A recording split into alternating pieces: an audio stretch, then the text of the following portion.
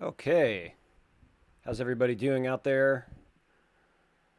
This is Sound Design Tips and Tricks with me. I'm Joe Caputo, also known as Computo, and we're going to get into some sound design tips and tricks, and we'll see what that ends up being. If you guys have any questions, any ideas, any thoughts, things you'd like to discuss, things you'd like me to cover, explain, walk through inside of Ableton, feel free. I'm going to move that window out of the way here. Um, and just as a basic introduction, we're doing this on the Musicians Institute YouTube page. Musicians Institute is a school based in Hollywood, California. Music school focusing on everything from instrumental performance to production, engineering, and much further.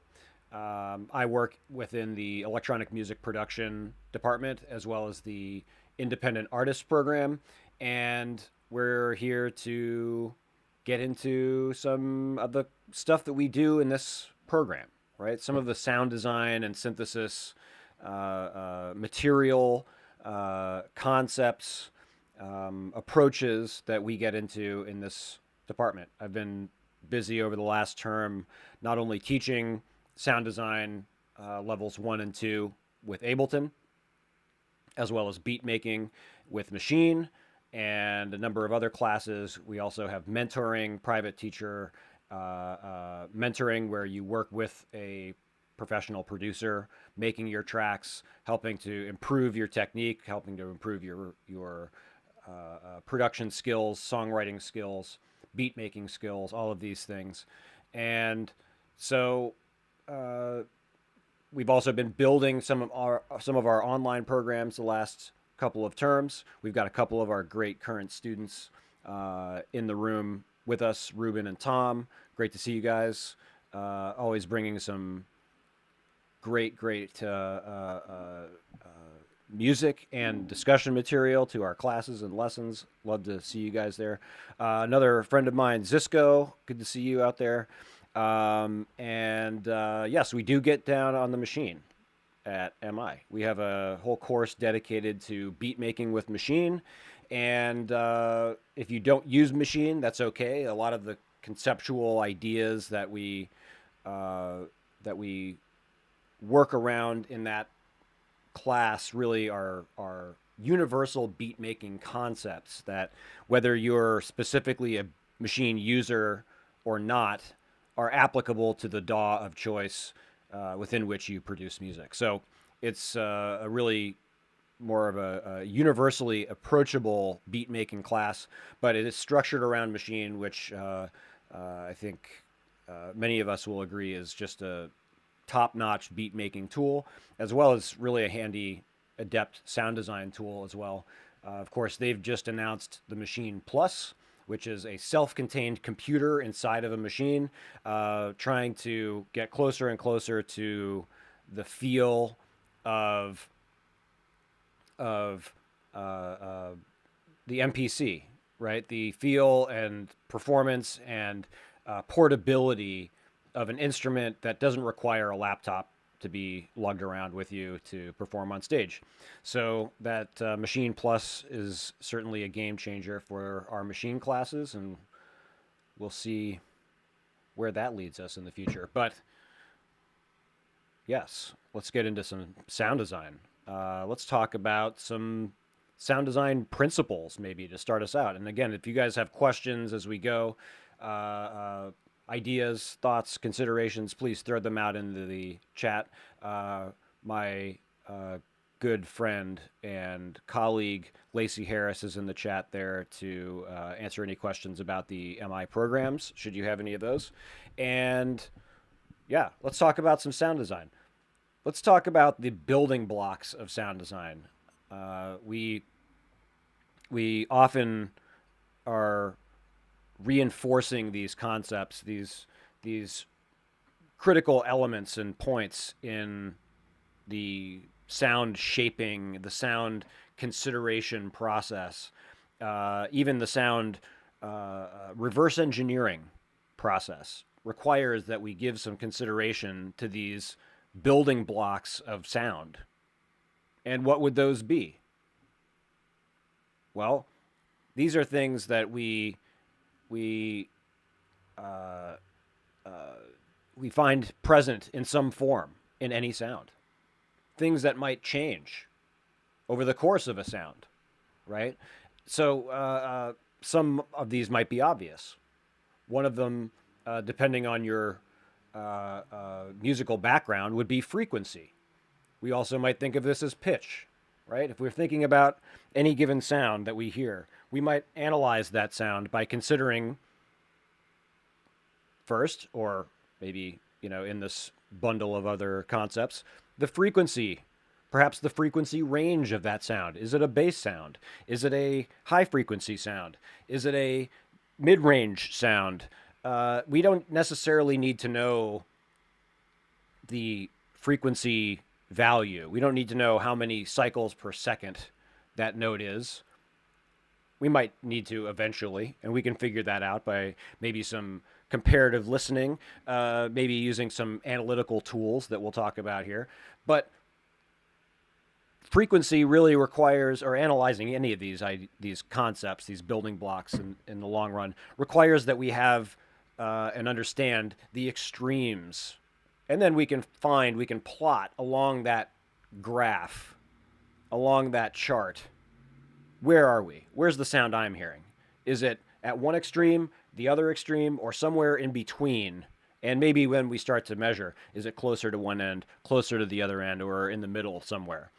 And with frequency, we have those ranges. We can maybe inherently know, oh, that's a low sound, that's a high sound, that's a bassy sound, that's a bright metallic sound.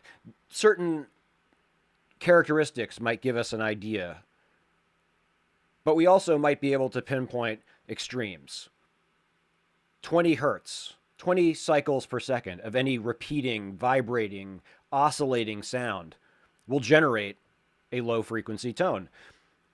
Above that, faster than 20 repetitions of some sort of vibration per second, and we'll hear a definable tone. Below that, maybe not so much. We might hear some artifacts, some clicking, some thumping, some popping, weird things that might not sound so much like musical tones, but not so much of a pitch. Above 20 hertz, we will start to hear very low frequency tones. We might call those sub-frequency tones, right? Not subharmonic. Those might be lower than we could even hear, but sub in terms of sub-bass friendly frequency ranges, 20 to 50 hertz maybe. Above that, we start to get into maybe more of the bass range. We get into the mid-range between maybe 100 and 1,000 hertz. We go on up many, many cycles per second here. We're talking about thousands of repetitions per second. It's kind of mind-boggling when we slow it down, but this is what we're talking about. 20,000 cycles per second. 20,000 vibrations per second is really our high-end extreme. So we're creating a scale here. We're creating the low, the high, and that scale is really a measurement of the frequency of the sound. Now we have a very useful tool built into Ableton for measuring this. That would be the spectrum tool. And we have this nice expanded view on the spectrum plugin. It may be the least thrilling audio effect. It's not really affecting the audio at all. It's really just analyzing the audio. So let's not get our hopes up. But if we play a note on the keyboard, especially with a nice, clean, pure sine wave, we're going to see from left to right our frequency range. Over here on the left side, we're really starting at around 10 hertz, 12 hertz, something like that. Going all the way up, there's 100 cycles per second, 1,000 cycles per second, 10,000, 20,000, and then 22 or something like that. So here, from left to right, we've literally plotted low frequencies to high frequencies. And depending on where we play our note, we can see a spiked frequency there. We can hover over it with our mouse.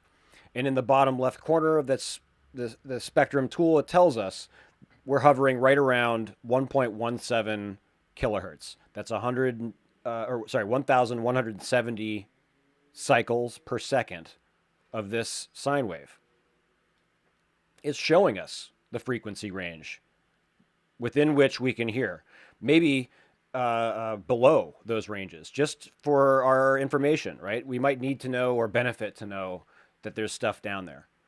So this is giving us a little bit further detail about what it is we're playing in terms of the frequency. It also measures a very important, another very important element in sound design. That would be amplitude, the intensity of a sound or signal.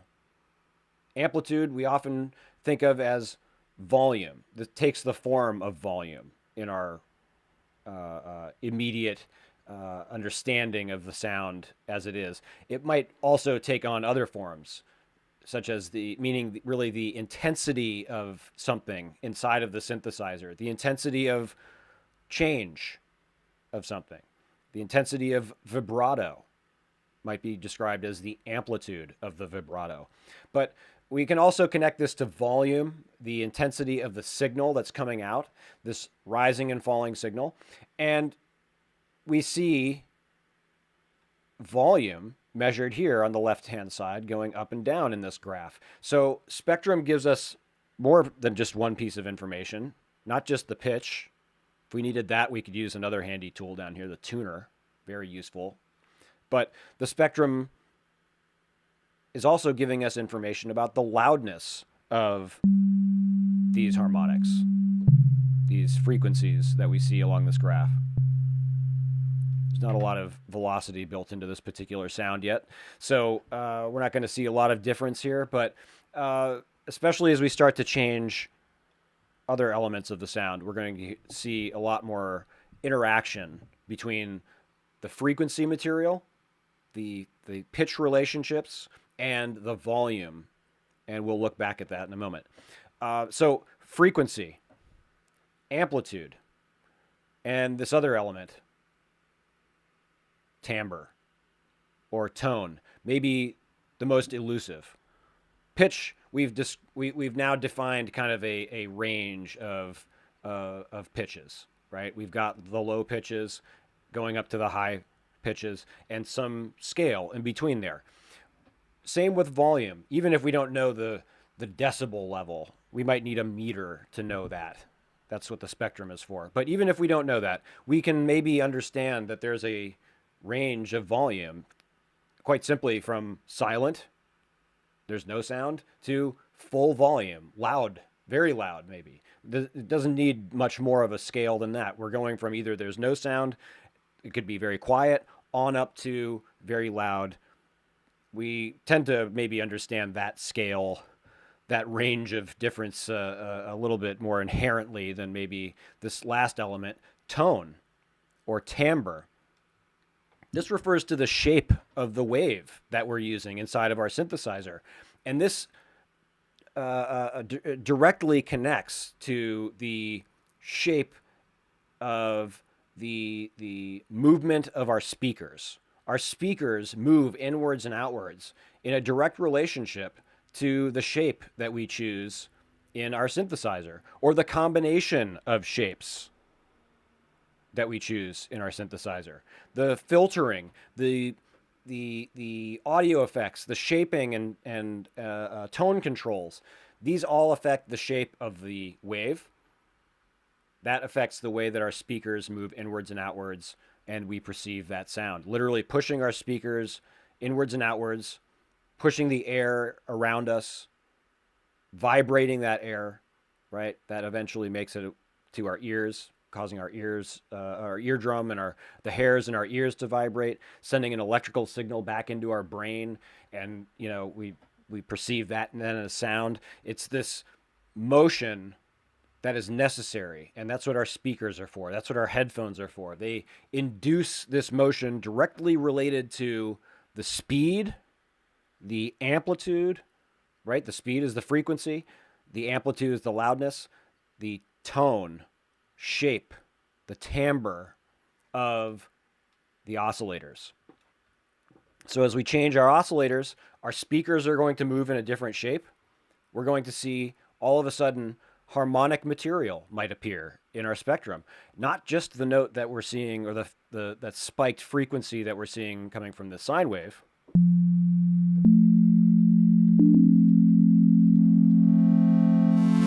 but additional harmonics.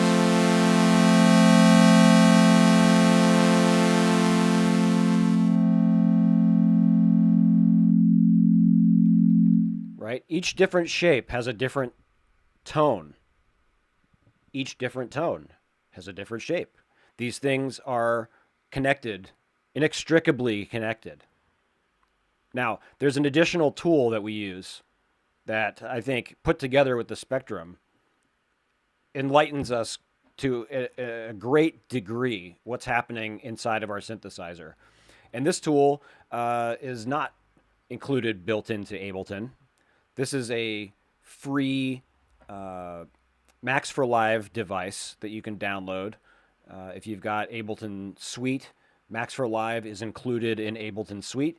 And with Max for Live comes an extended set of tools that some of which are included with Ableton automatically, some of which you can download from maxforlive.com, which is a repository for user-created Max for Live devices, which this device is, meaning a user like you or me created this device inside of the Max for Live development language, which you or I could do ourselves, but we don't have to build it from scratch. We can make use of this tool that this lovely fellow built for us, and this one is called the DSP oscilloscope. This is different from the oscillator, right? The oscillator is a segment inside of the synthesizer. It's a device built into the synthesizer. And the, whoops, can you still hear me? Okay, yeah. The oscilloscope measures the shape coming out of the synthesizer. It shows us the resulting shape, not just the shape at the source over there in the oscillator, but the shape over here after the filter, after whatever else we might put in between here, shaping, effects, whatever it might be. We can understand to a much greater degree what the actual shape looks like after it's been filtered, after there's been some manipulation to that shape. So if we were to say, take a sine wave, this is A220, 220 hertz. That's a sine wave cycling at 220 times a second. The DSP oscilloscope, which again, you can download for free from maxforlive.com. I'm going to click on automatic down here. It will even tell us this is how many samples long the wavelength is, 220 cycles per second. It's telling us the amplitude, confirming what we might see up here. Now it says the amplitude's a little louder than the spectrum is seeing, but might be some calibration that needs to be done there. Oh, it's probably because my gain is turned up. Now, as we start to move this shape, we're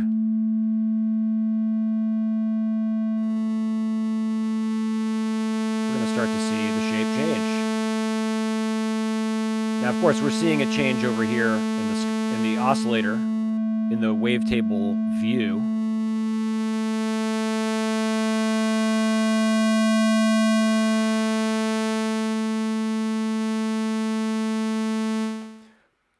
And that's useful. It's great to see it over there.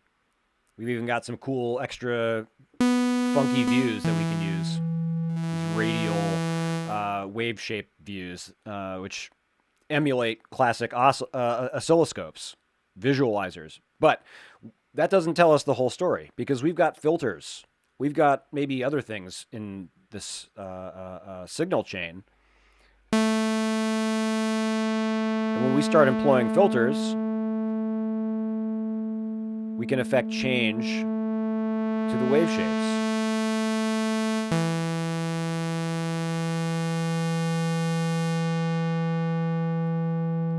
we can start to see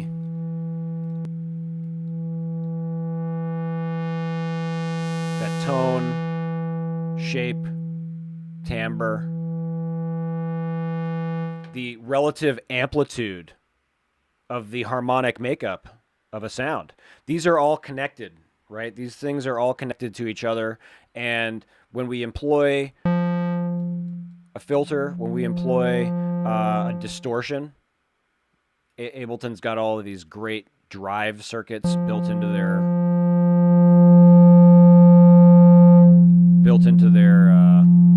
filters. Try all these interesting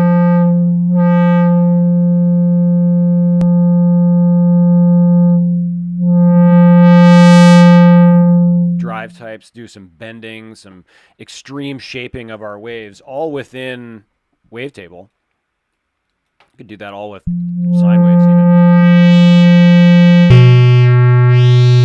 Might need to turn down our volume to counteract all of that 24 decibel overdrive that we're doing there, all that super high resonance on our filter. But we don't usually use a filter with a sine wave. If we didn't have that drive employed,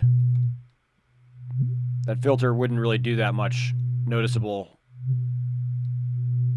change to that sine wave. It's still going to sound and feel like a sine wave unless we filter it all the way down. These other shapes, drastic shaping. We can go from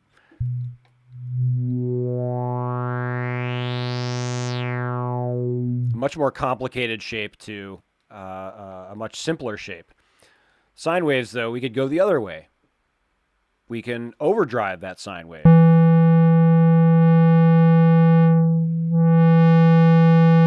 we use the filter in ways that we wouldn't normally use it in a subtractive sense to accentuate that overdrive.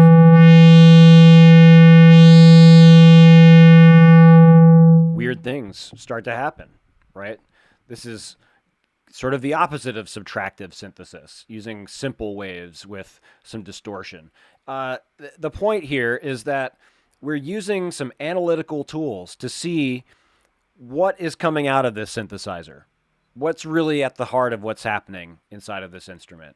And we're using them to analyze especially these three elements that we can use to start to describe a sound in a manner that allows us to perhaps recreate that sound, even if it's in our head. If we can, identify, is it a bass sound? Is it bright? Is it simple? Is it short and percussive? Is it long and pad-like? Does it fade in over time? Is it nice and punchy and sustained? These are things that start to, even if not inherently all musical terms even, they are helping us to define what it is that we're hearing, and then we can start to aim to these three elements especially, and push the instrument further into those directions. Now, the other part of all of this, the fourth critical element, the fourth pillar, as I like to say, that holds up the house, the roof on the house of sound design, is modulation. Modulation means change, right? Change over time. And probably change over time to one of those other three elements: frequency, timbre, and amplitude. So we consider those elements. We consider change within those elements. And we need to listen critically. We need to listen, per note sometimes. That could be a very short amount of time, milliseconds in an amount of time. And you might need to listen to that sound many times to kind of get the idea of what's really happening in there. We have to do that. That's part of the listening and analysis experience and process. So there are some tools that we're going to use in any synthesizer for modulation. And Some of these we may have become familiar with already. Some of them show up on every instrument that we come across, every synthesizer, most samplers. The envelope would be one of those things. The ADSR envelope.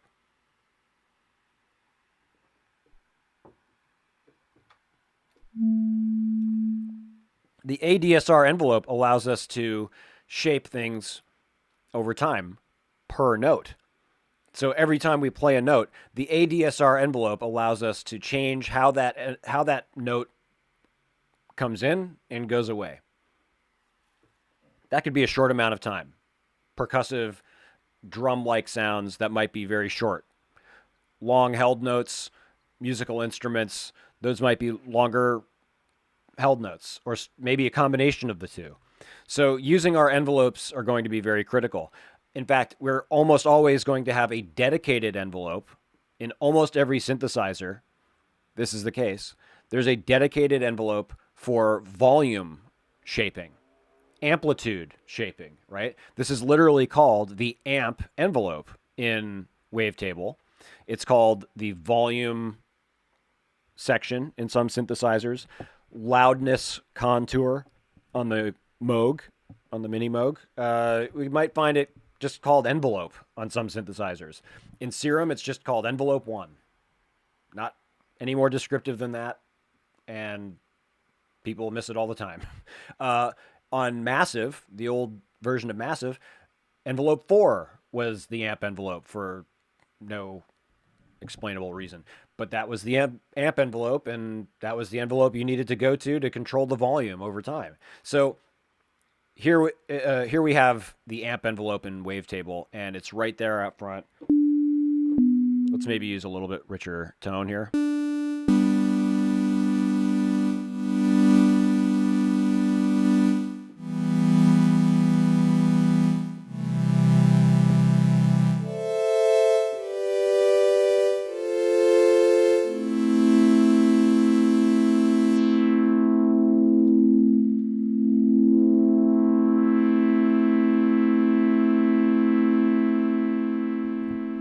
I'm not going to go too deep into how envelopes work right now, unless that's a particular area of interest for you guys. There's a lot of coverage on how ADSR envelopes work, but more importantly is the fact that these things can be critically useful in the shaping of our sound.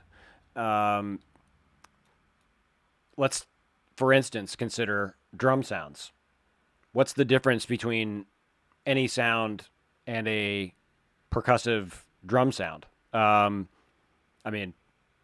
Sustain, maybe, right?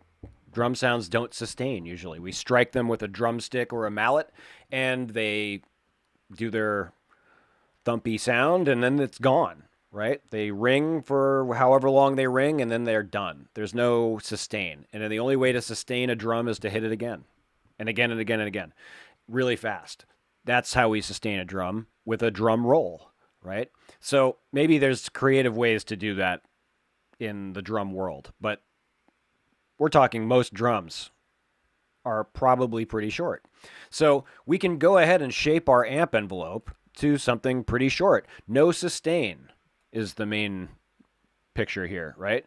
No sustain.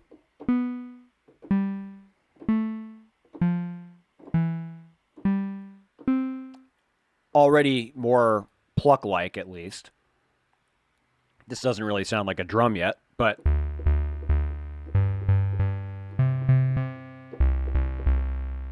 in fact, we're probably going to want to make sure that the release time is also fairly short. The envelopes inside of Wavetable react as ADR envelopes. If we hold the note long enough to make it through the decay stage, and the sustain is at negative infinity, no sustain, then we never go on to a release. If we release the note before 635 milliseconds, though, then we go on to the release time, and if that's long, then we might get long releases, as opposed to held notes, which end up shorter.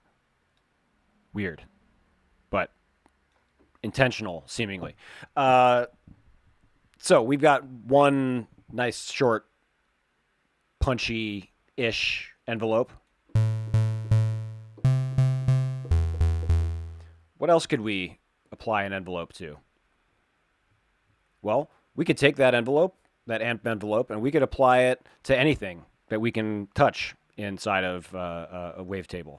Already automatically we have access to pitch and the oscillator position knob over here, this slider that allows us to change the wavetable. And then we can dynamically add things to the assignment matrix by clicking on knobs, sliders, buttons, things like that. Now, we could assign the amp envelope to the pitch. And instantly, maybe a little bit more drum-like.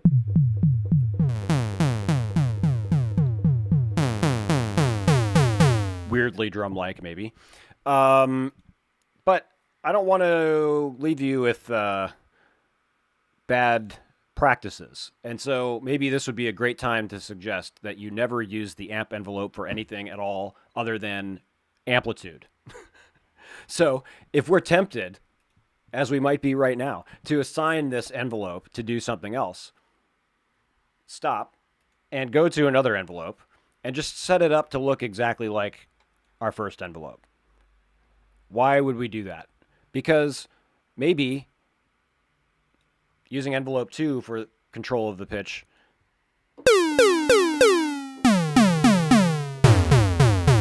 gives us just the slightest bit more flexibility, because now we can go to envelope 2 and we can say, okay, well, that's kind of long, schmaltzy pitch change. I want that to be much shorter and faster.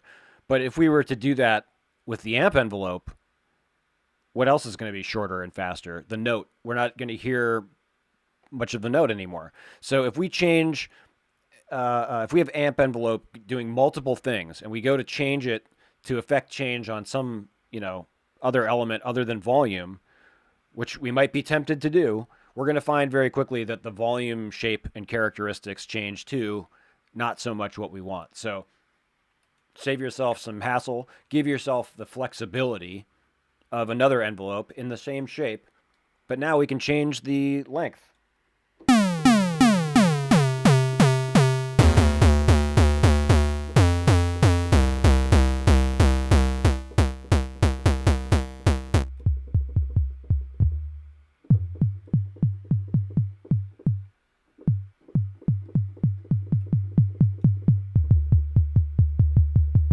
Right? We could go down another octave, actually go into the kick drum range.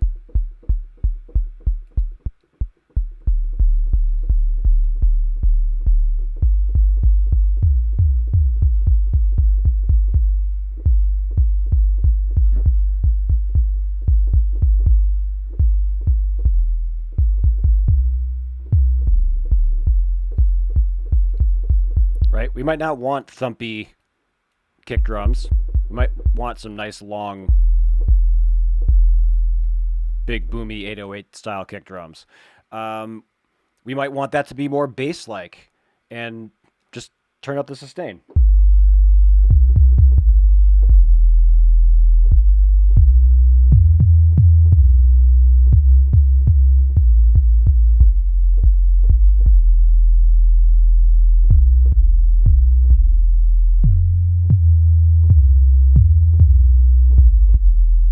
So just talking about really what's the difference here between a nice thumpy kick drum and a bass. Sustain. That's about it. Now, of course, we can play with the tone.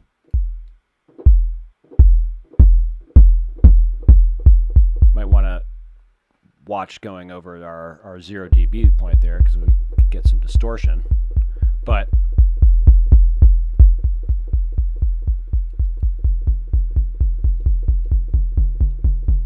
there we go. That's intentional distortion.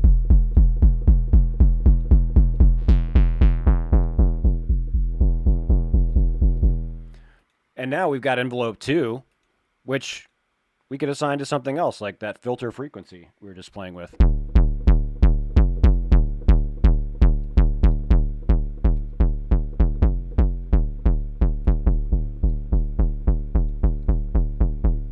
subtlety is critical with modulation. So you heard a minute ago, I dialed that to 50 or something.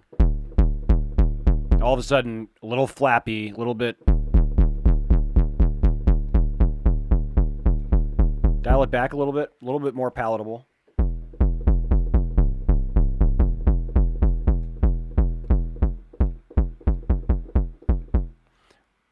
Need it more aggressive? Let's use something other than a sine wave.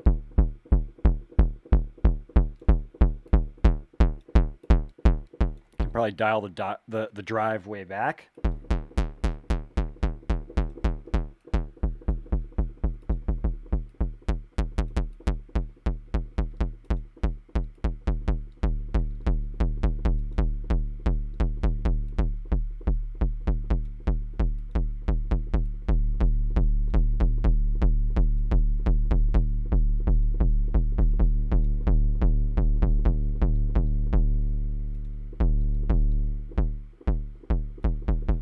So just thinking about ways that we can alter the tone a little bit over time, ways that we can shape things subtly, right? This isn't necessarily the end of the road for this drum.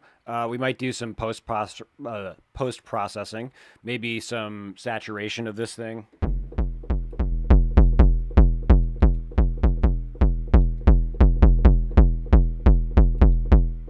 Maybe we could intensify the pitch change a bit.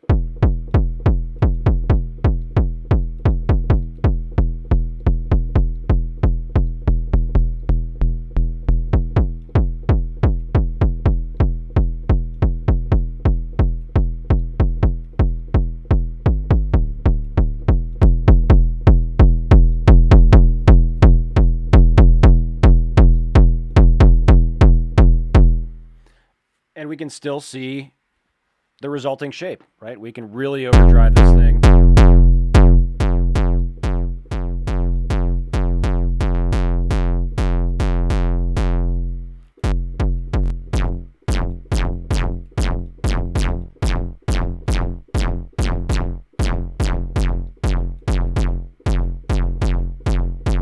Right? We can see the shape as it's changing. We could put another filter in there and we can see.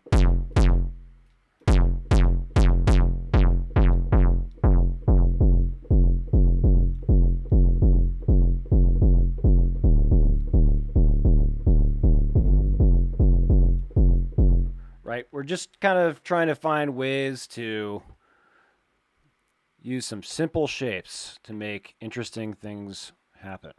Some other ways that we can maybe modulate and tweak things inside of Wavetable, very simple things, without even diving into the wavetables yet, would be we could consider all of these other modes inside of the oscillators in Wavetable. We've got an FM mode, a classic mode, and a modern mode. Each of them employing different classic different classic synthesis techniques, including FM. And in that, we can make some very complicated sounding tones. Maybe we're moving away from drums now and into something totally different. So maybe we'll reset some of these things. Give ourselves some sustain, perhaps.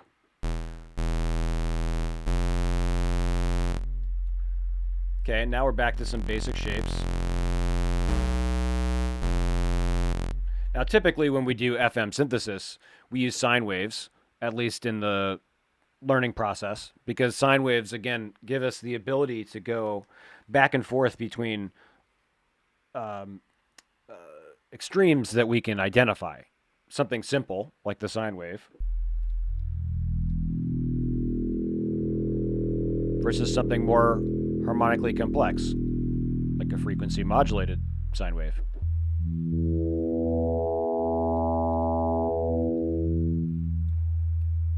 We could change the tuning of the background hidden FM oscillator that gets enabled when we turn on FM mode.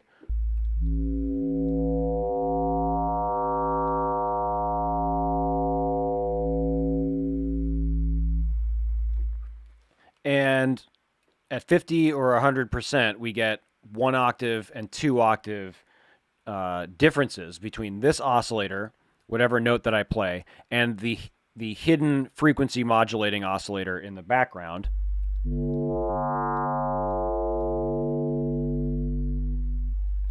So most often this amount percentage is probably what we'll be modulating in this situation. So maybe we could use envelope 2 for FM amount. And let's make sure we go over to envelope 2. Let's extend it out a little bit.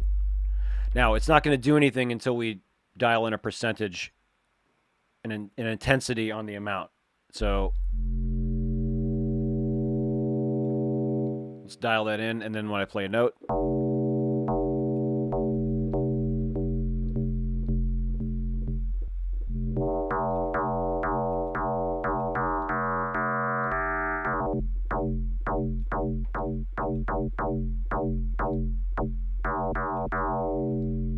so this is kind of an odd connection between envelope and the amount percentage, but as we turn down the amount percentage here, we turn down the overall intensity of that modulation.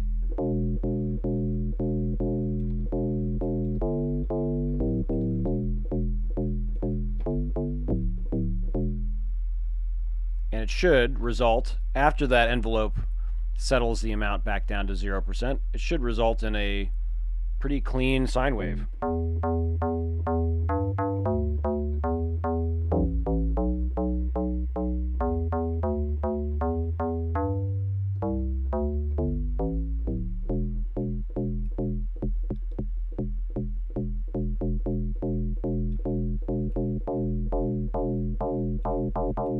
And again, changing that percentage.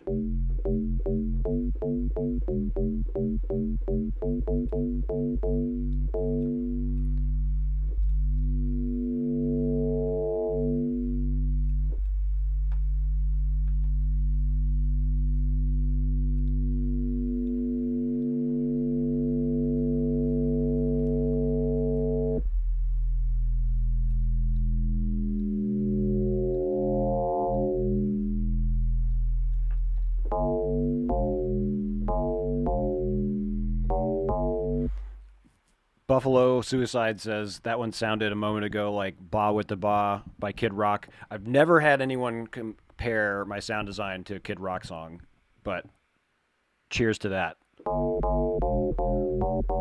Right? It's kind of that classic FM tone bass. Maybe not quite that much amount.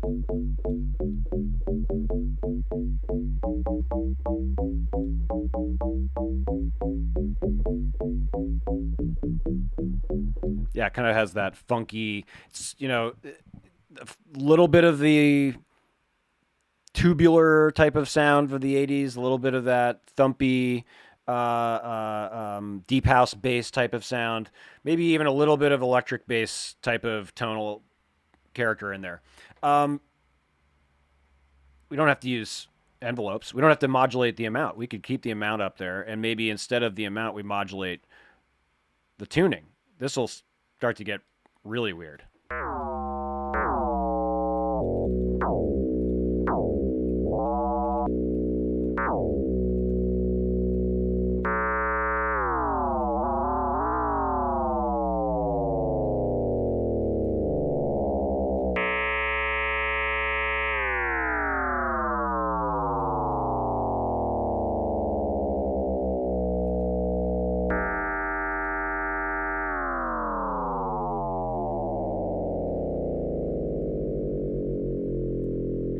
Keep in mind, we're still just using sine waves, especially for basses. I guess we, this is the type of thing we really should have started with. Maybe we'll do a whole other thing on this. But when we start doing FM with other wave shapes, that's when we start getting into some shredding dubstep-like tonalities.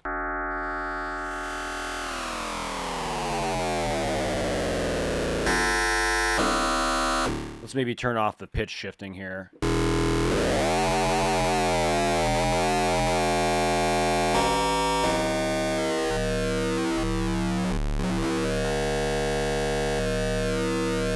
use an LFO to modulate that a little bit.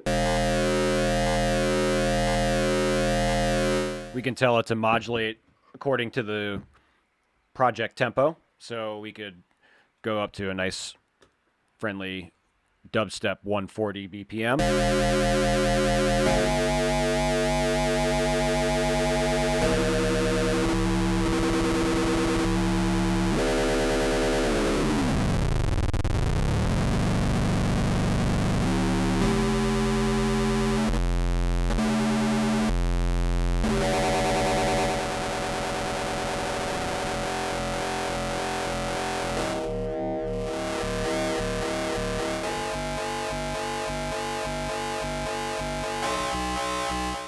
If we're making dubstep basses, probably want to put the synthesizer into monophonic mode.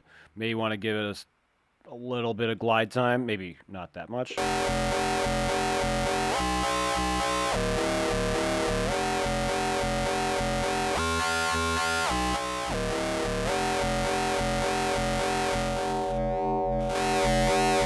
Why not try more complicated wave shapes, right? We've got these wild collections of wavetables in here. Why not go something weird like complex or distortion?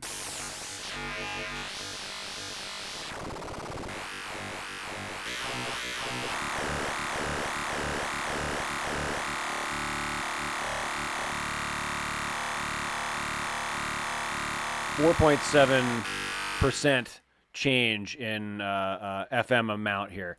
Very limited.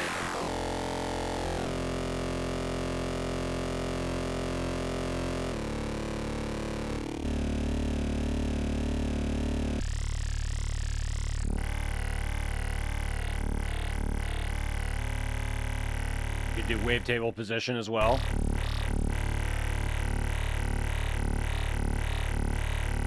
Doesn't take much.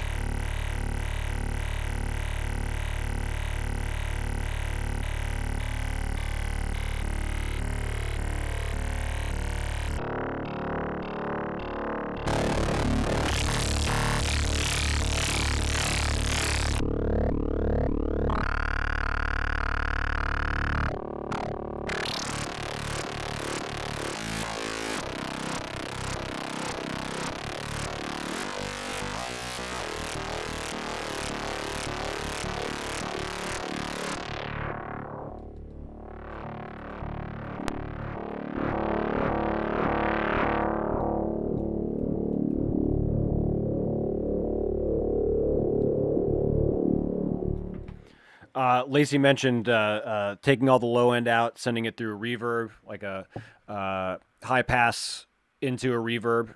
Could still route the low end out. What if we wanted to do that? Why don't we take the audio effect rack, this very handy tool built into Ableton. This allows us to create parallel effects. So we could take one effect, filter, and maybe with this filter, we'll do a low-pass filter, meaning all the high frequencies will be cut out of above 100 hertz or so, okay? Right now, that's the only thing that we have, so maybe we'll just turn off this filter for a minute. So this is just the low stuff. Maybe we could even, maybe we'll just send a sub out too. Keep it clean coming through that sub. So now we have a nice big low tone still. Not so much of a sub in this particular sound. So we're filtering out everything but that. And now what we can do is we'll create another chain. I've right-clicked right below that audio effect rack in the chain that I created. I could even rename it if it makes it easier to keep track of it. But this second chain now has nothing on it. Let's do the same thing. Let's throw a filter on there. And instead, this will be a high-pass filter above 100 hertz.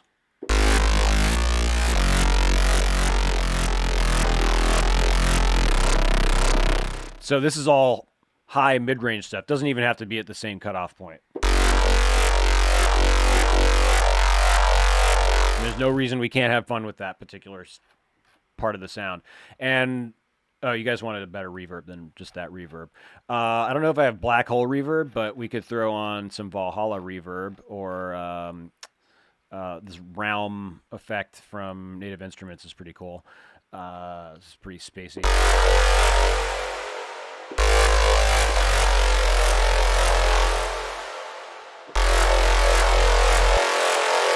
So this is just the high cut and reverb.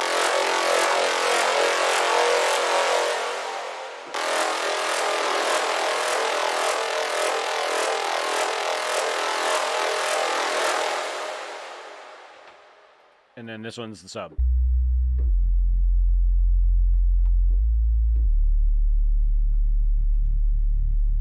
Let's put on something else on the sub end. Let's put on a saturator after this filter, so we can really drive that low end a bit.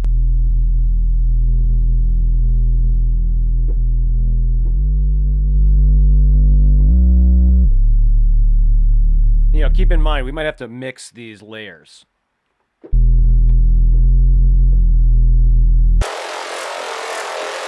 Oh, sorry, that was kind of abrasive.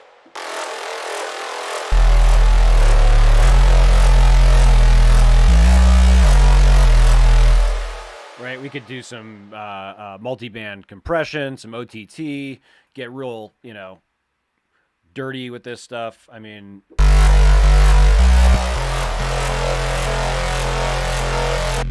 we could just put the OTT after the whole thing and kind of bring it all back together. That's always fun to do.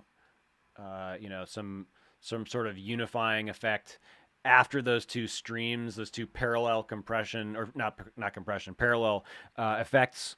Bring it all back together and inside of something like this.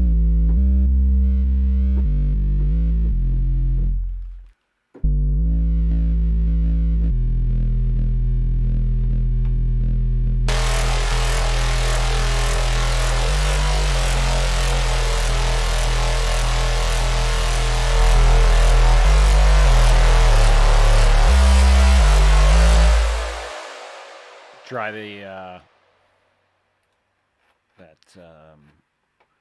Valhalla shimmer instead of realm. Oof. Something very nice about that long, bright reverb when that low end cuts out.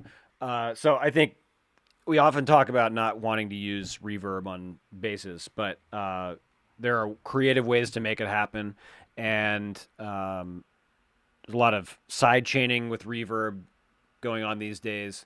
So I think there's a lot of room to experiment with these things, especially when we get into this audio effect rack world where we can split things up into different ranges of frequencies or ranges of other things, maybe.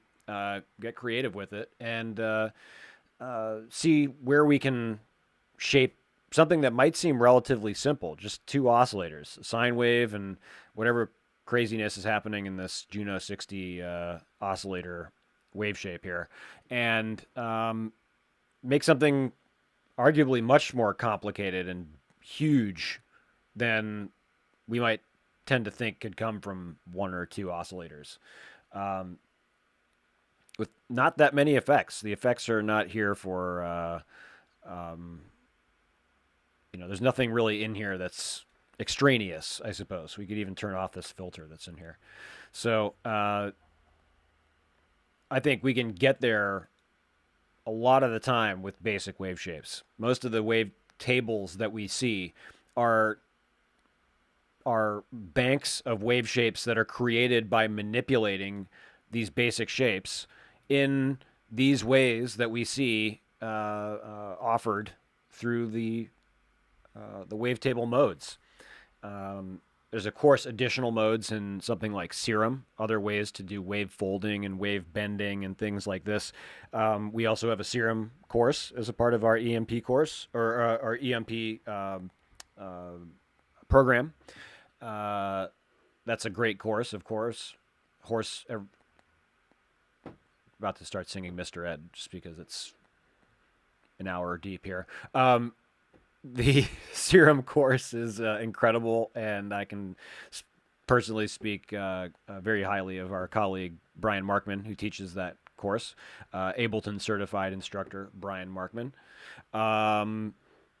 So if you're interested in Serum, that's also on the docket, and we do that's separate from our Ableton Live sound design course, which is starting to get into the things we discussed today, getting much deeper, weeks and weeks deeper into it. But the effort is to focus on the tools that Ableton makes available to us, and really kind of use that information to go to almost any synthesizer and apply it. It's important to consider whatever synthesizer you choose as your kind of bread and butter core synthesizer instrument.